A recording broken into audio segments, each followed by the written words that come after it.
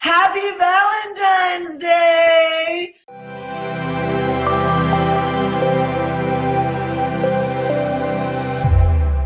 What are some creative ways that you're sending love to the person that you love?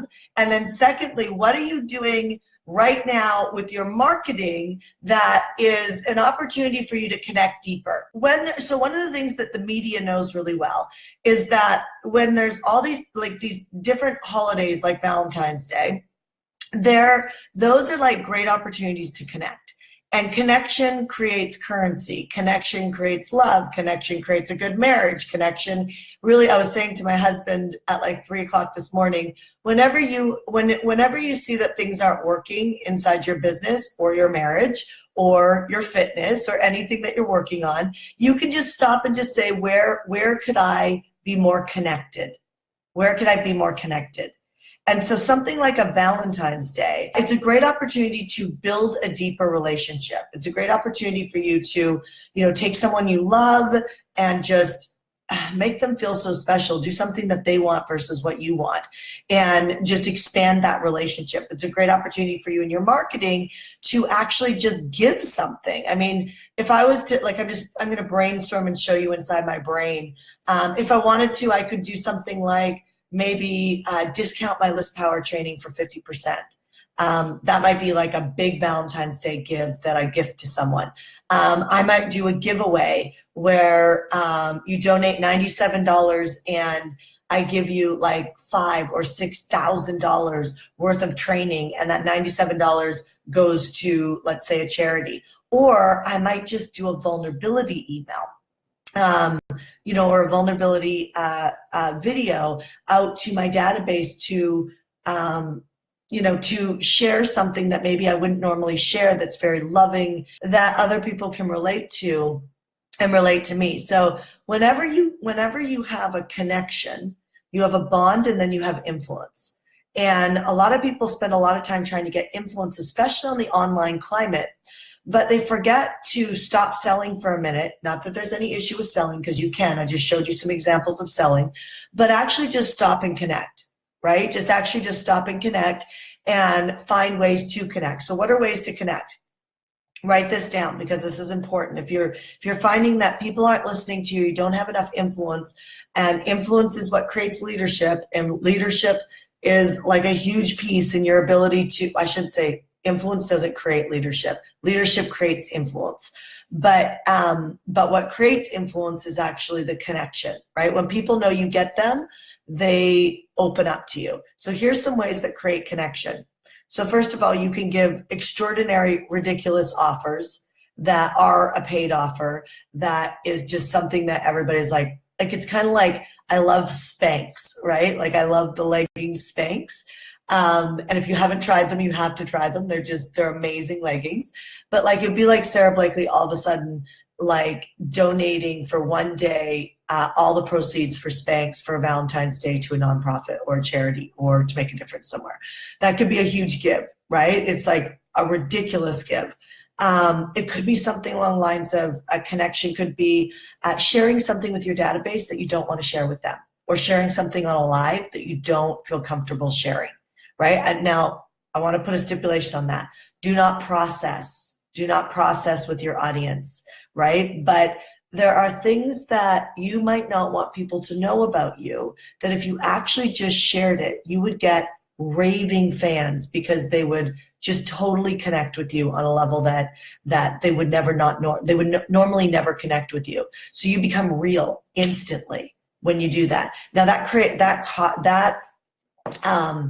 takes courage, right? Because everything inside your head is like, oh my God, if I share that thing that I don't want anybody to know about me, then all of a sudden I'm vulnerable. Well, that's the point.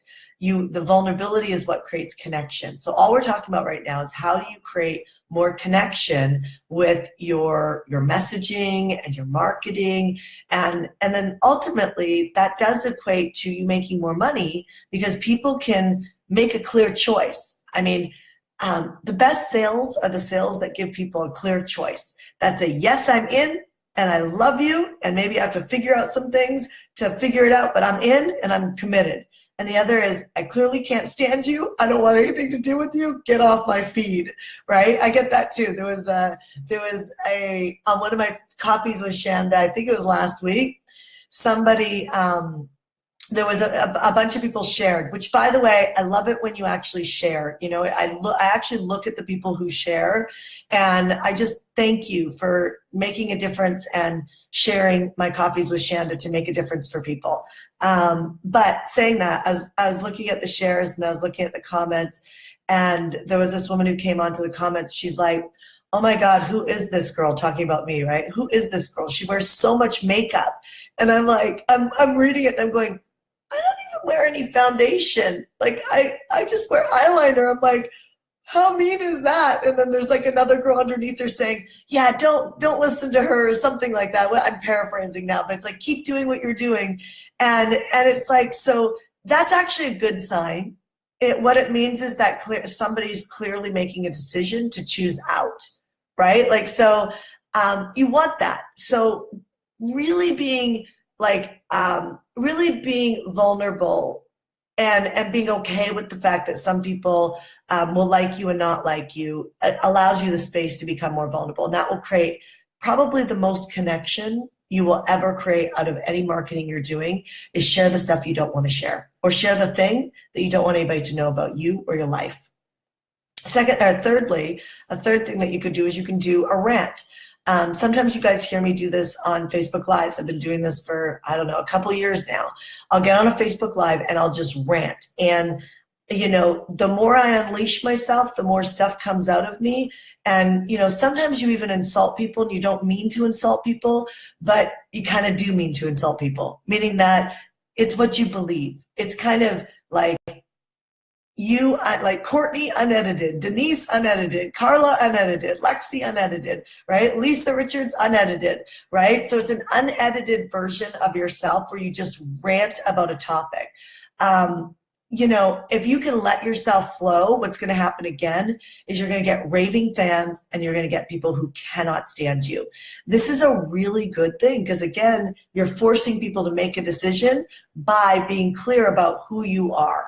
Right? So those are a couple ways that you can really connect on a deeper level. If you're a great writer, writing things today and even tomorrow and this week around post Valentine's Day and Valentine's Day to help people. So you don't have to be a love coach or somebody who sells, you know, products, sex products, marriage, relationship products. You don't have to be in the field of love to use love to connect. If you teach business, or if you have, a clothing line or a multi-level marketing network product, how can you write an email that or do a video that shares with your audience how to get more out of Valentine's Day or how to get more out of post Valentine's Day? So now let me break that down for a second. I'm just kind of letting you inside my mind. This is how I connect with people, and I look to be as valuable as possible. And so I hope this helps. Is this helping you guys? Let me know in the comments section, yes or no, if this is helping. So another way to connect with actually like Valentine's Day or post Valentine's Day or any holiday, like there's calendars that you could Google out there. There's Women's Day, there's a Female Entrepreneur Day, there's breast cancer, there's I'm sure there's Men's Day. There's every month there's multiple different like holidays that are put on a calendar. So you can use any of them to really actually service people so that they get more out of their day or more out of their week. So like Valentine's Day, as a business coach, I could write, I could write an email on how to write connection, like how to create connection with your audience, like what I'm doing on this Facebook Live right now, and give the 4 ways that I just gave right now on how to connect more. Connection equals currency. So my community would love me to teach them how to make more money because that's what I'm known for, right?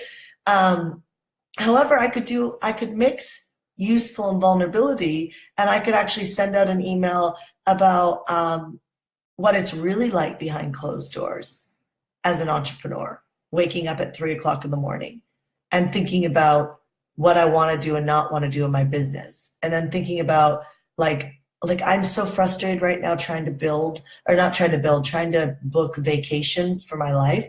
I mean, and then I just realized, I mean, literally, my friend Alex Carlo and I, we sat for an entire day on Saturday. We went all the way around the world trying to find a place to book to go on a vacation, and we still do not have anything booked. And so I realized, God, like I am controlling this vacation.